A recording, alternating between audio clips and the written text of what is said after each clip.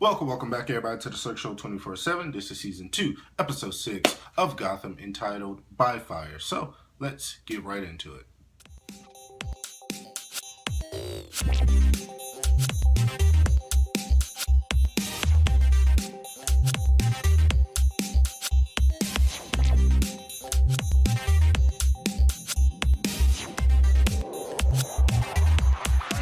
This episode is the second part to the Firefly storyline, and I really enjoyed this episode. The thing I really enjoyed most about this episode was it really kind of further along the whole Edward enigma, and his whole storyline to where he's going to become the Riddler. You know what I mean? And I just really enjoyed that because we knew we already know that one day he will become the Riddler, but how is he going to get to that moment? And I think that moment starts with kind of in this episode where the only thing he kind of kept him sane was the fact that he was now in a relationship with the woman that he loved, Miss Kringle. But I always felt that either she was going to die by somebody else or they were going to break up, and that was going to drive him crazy. But I never really thought of the fact that maybe he's going to be the one to actually kill her, and it was just cool. I just liked it.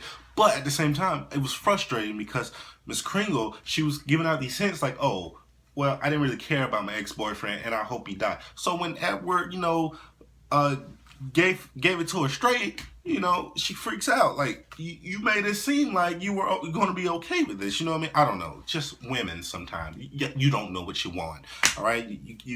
This entire episode, this was the frustrating thing about this entire episode. This entire episode, she was talking about how she hated her ex-boyfriend, how he was just a piece of crap, how she hoped he died somewhere. So when Edward tells her, yo, I killed his ass to protect you, she freaks out on my boy. And I'm like, come on now. He protected you, and now you making him seem like he's crazy, which is going to actually drive him crazy, and he's going to actually kill you. And I thought it was a good scene, the whole killing scene, where he was just kind of trying to shush her up because she was screaming help, help, he's crazy, and blah, blah, blah. But he was trying to kind of shush her up and kind of tell her, yo, don't call me crazy. You can't really call somebody crazy because they're going to say that they're not crazy when they're doing crazy things. You know what I mean? It's a crazy mentality state, but I digress. But I like the scene, the whole he was the one that actually killed Miss Kringle. I thought it was a really good scene. It was acted really well, and yeah, the whole the guy who's playing Enigma, he's probably been one of my favorite parts of this season. He's been bringing a really good perspective of acting and the way they're doing the whole Riddler thing. I'm really enjoying it because last season he was not my favorite person at all in this show, and he was just very annoying, and I did not like him at all. So I'm liking him a lot more this season, and it was just a great moment. And yeah, it sucks for him, but it's got to come to that point because you got to have that moment to where he's going to become the Riddler. So I understand it, and I accepted it.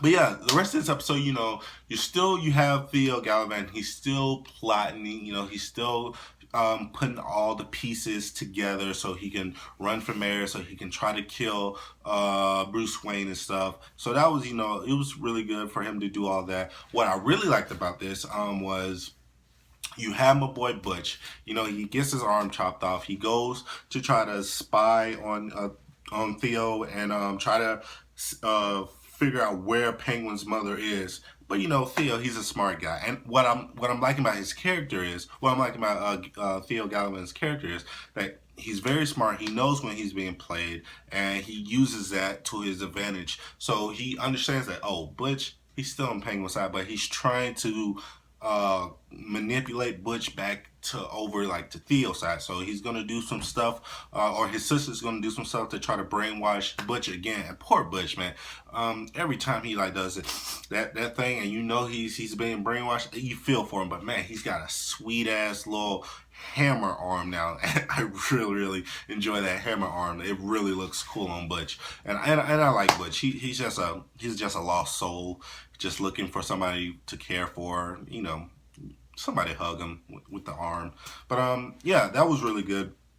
But in the main storyline, like I say, you do have like the continuation of the whole Firefly thing, and that was good. You kind of get to see the rise and fall of this character who you think actually dies, but she doesn't, and it kind of brings up a interesting plot line throughout the end of this episode, where she ends up surviving the whole burning thing, and she gets taken to like this hospital or whatever, or this laboratory where they're like experimenting on people, and you kind of get little hints of like other like random people. Like I felt like I saw like a Killer Croc person in this lab. I felt like I saw Mr. Freeze in this lab. I don't know. It was a cool little moment that I enjoyed. But like I said, the whole Firefly thing, it was brought together really good.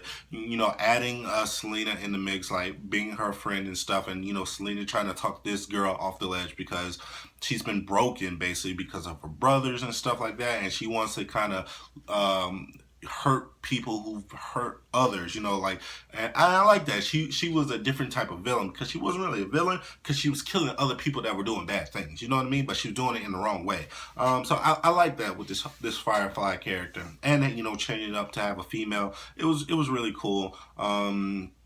But yeah, what do you guys think about this episode? So please like this video, comment, subscribe, tell me what you thought. And as always, this is The Search Show 24/7.